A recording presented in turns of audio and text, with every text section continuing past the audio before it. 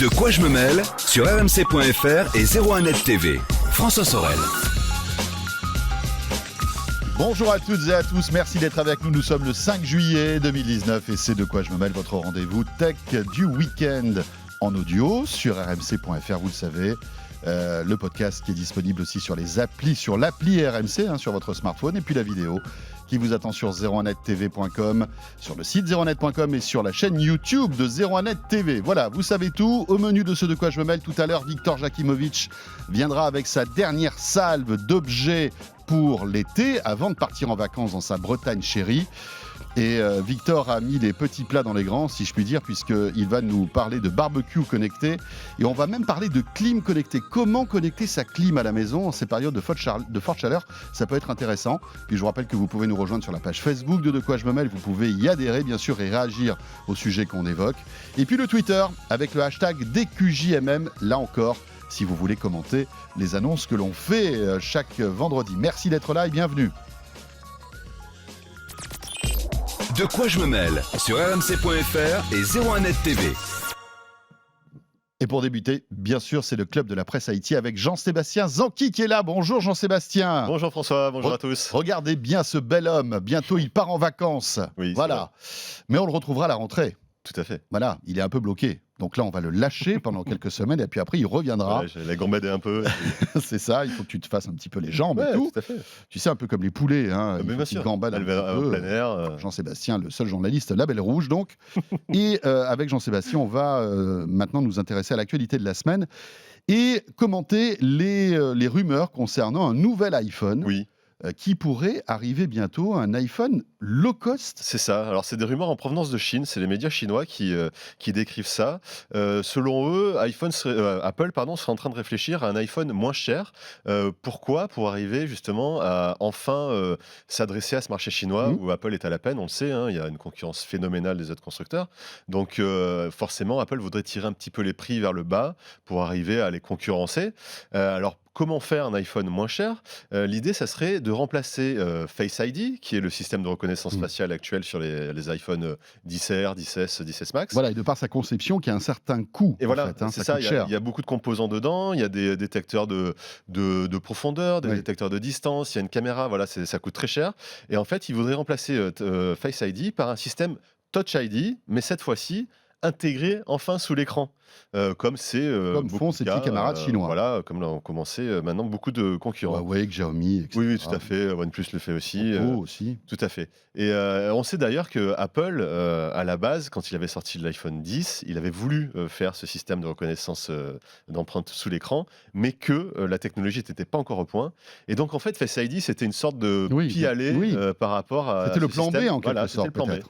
Et donc, ça pourrait être finalement l'iPhone rêvé que voulait faire Apple il y a 2 ans, qui sortirait en Chine pour aller concurrencer tous ces appareils low cost, entre guillemets, même si on imagine qu'Apple ne fera pas du low cost. Voilà, on n'a pas d'autres spécifications techniques. On ne sait pas si ce serait un SE bis, fait. On imagine, vu que SE l'iPhone SE était effectivement... On n'a pas la taille de l'écran, on n'a rien. Sauf que le marché chinois, c'est quand même un marché qui est friand de grandes diagonales d'écran. Donc avoir un petit téléphone, ça ne serait pas facile. À suivre donc, toujours cette actualité liée à Apple. Encore une rumeur.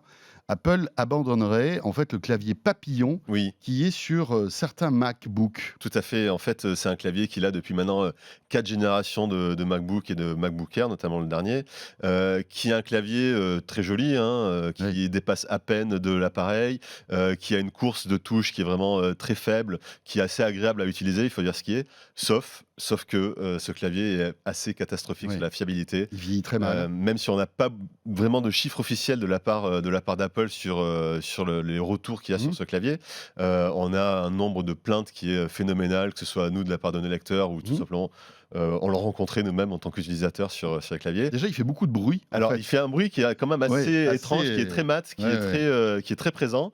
Moi, je l'aime pas trop. Il y en a qui l'adorent. C'est une question de goût, mais c'est vrai qu'il y a un bruit très particulier. Et sauf que ce clavier est vraiment une catastrophe au niveau fiabilité. Et donc, Ming-Chi Kuo, cet analyste bien connu des appareils Apple, lui dit que Apple, ça y est, l'abandonnerait enfin à la fin de l'année et le remplacerait par l'ancien système de clavier qu'on appelle clavier ciseaux, qui est un autre système qui effectivement épaissit un petit peu le clavier, mais qui a fait ses preuves en matière de fiabilité. Et donc le prochain MacBook Pro 16 pouces qui devrait sortir à la rentrée n'en bénéficierait pas. En revanche, le prochain MacBook Air qui lui devrait arriver à la fin de l'année serait le premier ordinateur de la gamme Apple à revenir sur ce Sur un clavier, on va dire, un peu plus traditionnel. Exactement. Est-ce que ça épaissirirait Un petit peu, de normalement. facto en fait l'ordinateur, puisqu'on le sait Ouais. aussi, hein, le clavier papillon permettait d'avoir Tout à fait. en fait, des machines encore plus fines. Tout à fait. Ça devrait être le cas, oui, Ouais. effectivement, parce que la course serait un peu plus longue de Bien chaque sûr. touche, donc ça se joue en millimètres, effectivement, mais ça peut être le cas. Très bien. On enchaîne maintenant avec cette panne phénoménale Oui. qui est arrivée eh bien, du côté de chez Facebook, et tous les services Complètement. liés à Facebook eh bien, ont été indisponibles pendant plusieurs heures. Ah oui, ça s'est passé là cette semaine, mercredi. Effectivement, vous avez dû tous le remarquer, hein, que vous soyez sur Facebook, sur Messenger, sur WhatsApp, sur Instagram. Aucune image se chargeait. C'est-à-dire que oui, on pouvait envoyer des images, mais alors par contre, si on voulait la consulter, c'était impossible, il n'y avait rien. Ce qui est quand même embêtant quand on veut changer des photos, et encore plus embêtant quand on s'appelle Instagram. Sur Instagram, c'est un peu Quand même compliqué réseau quand même. social de partage de photos. Ça a quand même duré 12 heures. Ça a touché en majorité l'Europe et notamment beaucoup d'Allemagne. Et malheureusement, Facebook a dit, ils ont un petit peu communiqué sur la raison de ce bug. Eux disent qu'ils ont fait en fait une opération de maintenance sur leur serveur, et que c'est cette opération qui a complètement bloqué, en fait, tous système. les serveurs d'images, Ouais. et qui a fait en sorte que plus personne n'arrivait et accédait.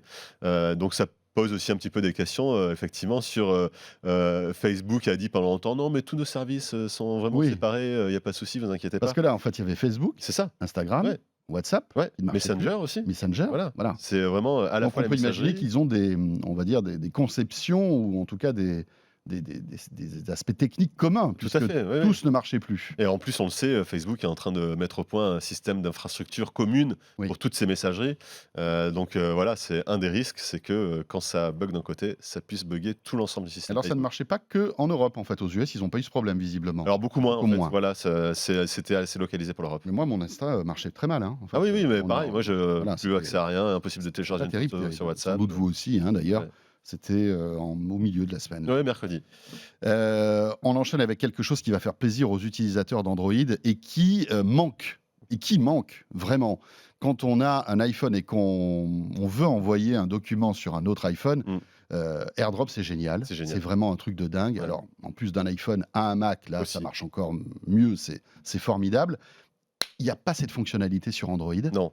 Eh bien, peut-être qu'elle va arriver. Ouais. Et elle va arriver. Elle va arriver a priori, ça s'appellerait donc Fast Share, donc partage rapide. C'est les sites américains XDA Developers et 9 to 5 Google qui sont amusés à disséquer un petit peu la prochaine bêta Android Q, et qui ont réussi à activer cette fonctionnalité. Donc en gros, comment ça fonctionne? C'est dans le menu partage, tout simplement, d'une Oui. photo par exemple. Bien sûr. Quand vous On a lancez ce menu, SMS, on a Messenger, exactement, etc., WhatsApp. tout à fait. Et là, vous allez avoir une nouvelle icône qui s'appelle Fast Share, et qui permet simplement d'envoyer votre photo en un clin d'œil sur un autre téléphone qui aura donc forcément Android Q, hein, parce que là, ça marchera a priori que sur Android Q.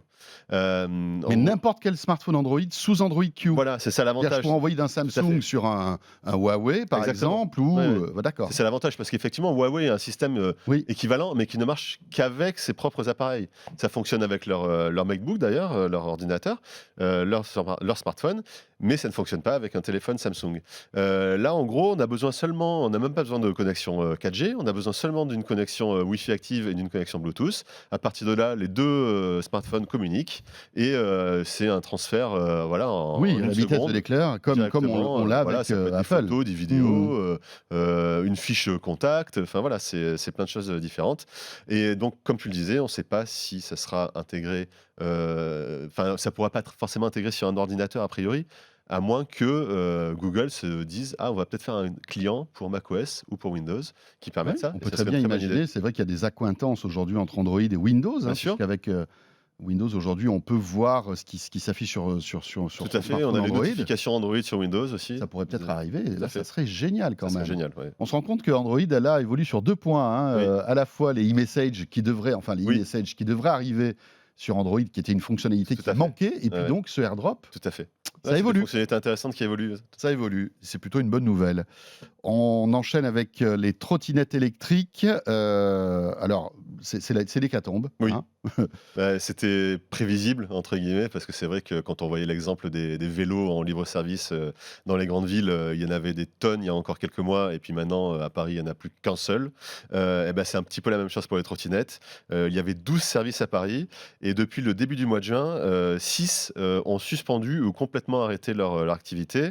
Parmi ceux-là, on peut compter, alors accrochez-vous, Bolt, Wind, Hive, UFO, Voi et Tyr. Donc c'est 6 Hmm.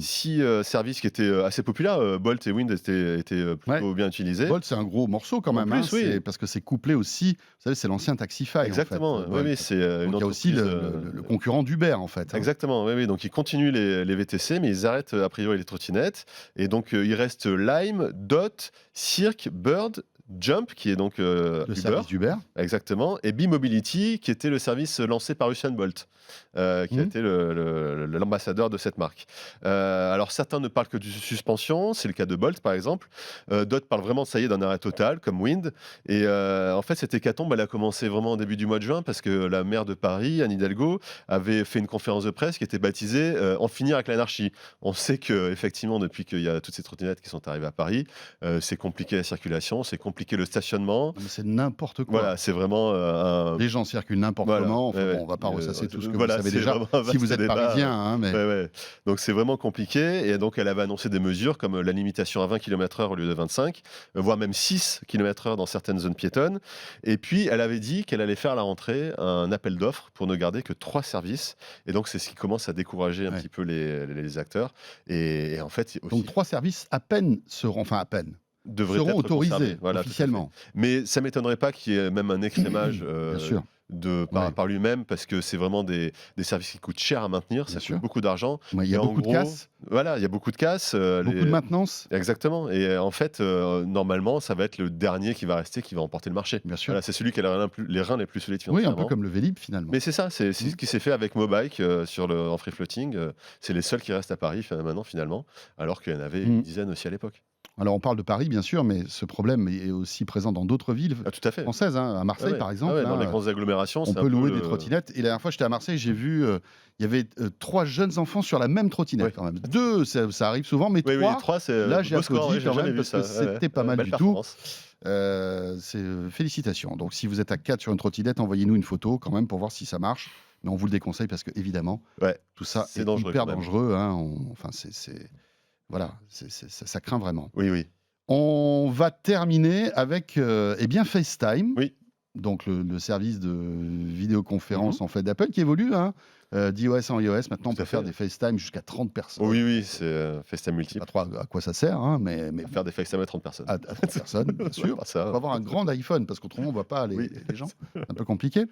Et FaceTime donc évolue. Oui, évolue avec iOS 13. La 3e bêta, la développeur qui est sortie cette semaine, apporte une fonctionnalité qui est quand même assez sympa et impressionnante quand on l'envoie en démo. C'est-à-dire que vous avez tous expérimenté ça. On est sur FaceTime, on regarde son téléphone et puis on regarde la personne en face. Et puis la personne en face, quand même, elle a l'impression de regarder un petit peu en dessous. On n'a pas Oui. l'impression qu'elle nous fixe dans les yeux Oui, finalement. oui, oui. Et c'est assez logique puisqu'elle Oui, regarde son écran. elle regarde son écran, elle Voilà. ne regarde pas l'objectif. Et non, la caméra, elle est au-dessus de l'écran. Et donc, en fait, Apple va corriger ça grâce à ARKit. Vous savez, c'est la fonctionnalité de réalité augmentée qui est intégrée à iOS Oui. et qui a des capteurs de mesure de profondeur, de position de visage. Et grâce à ça, ARKit va pouvoir corriger la vision, enfin l'angle de vision de l'œil. Donc en gros, même si vous regardez l'écran en dessous, la personne en face de vous va vous voir regarder l'objectif. D'accord. C'est assez impressionnant à Wow. voir. C'est-à-dire qu'ils vont décaler l'image en fait. Je ne En sais fait, pas trop non, comment c'est ça va pas vraiment marcher. l'image, c'est seulement au niveau du visage, la Ah zone ouais. du visage des yeux Mhm. va être modifiée pour que les yeux, leur angle d'inclinaison soit un petit peu plus haut. Et c'est assez dingue. impressionnant. Il y a une démo d'un utilisateur sur Twitter qui a passé une petite barre devant ses yeux et on voit que quand il la passe Ouais. devant les yeux, ça se déforme un peu. Et oui, Et voilà, parce que forcément, il y a une légère déformation faite en réalité augmentée. Donc c'est assez astucieux comme ça comme peut enlever usage. les cernes aussi ou pas? Il n'y a pas la fonction. Alors ça serait bien, ouais, Ça ouais, serait bien, on hein. aimerait bien aussi, mais Pas peut-être mal. iOS 14, on verra. Voilà, mais- iOS 14. Ça serait bien. Tout à fait. Bon, ben voilà, iOS 13 qui promet. Hein, Voilà, il y a qui pas mal arrive de, en septembre pas mal de petites avec news les nouveaux iPhones. avec les nouveaux iPhones. Il y a une bêta publique si vous voulez l'installer. Il fonctionne plutôt bien. Ouais, on peut y aller. L'autonomie, Ça y est, on peut y aller. elle est lâchée. L'autonomie peut être parfois un petit peu chancelante parce que des fois il est un peu gourmand, il n'est pas complètement optimisé, mais il est assez stable. Donc si vous voulez voir son avant-première, vous pouvez l'installer en bêta publique. Merci beaucoup, Jean-Sébastien Merci Zanti. François. Journaliste à zeronet.com et bonnes vacances. Merci Jean-Sébastien, beaucoup. On se retrouve Bonnes vacances toute à fin tous ceux août, qui puisque Ouais, ce avec sera la plaisir. reprise de Quoi Je Mêle. Nous, on n'est pas encore en vacances. On a encore 2 numéros à passer ensemble avant un petit break estival bien mérité. Vous restez avec nous. La suite de ceux de Quoi Je Mêle dans un instant avec Victor Jakimovic qui lui aussi s'apprête à partir en vacances. Mais avant de partir, bien sûr, dans sa petite Bretagne natale, vient nous présenter sa petite sélection d'objets connectés et notamment un objet spécial barbecue pour connecter son barbecue en Bluetooth et en Wi-Fi. C'est étonnant, ouais. C'est étonnant Ouais. quand même. Est-ce que ça sert à quelque chose? La réponse dans un instant avec Victor. À tout de suite. De quoi je me mêle sur rmc.fr et 01net TV.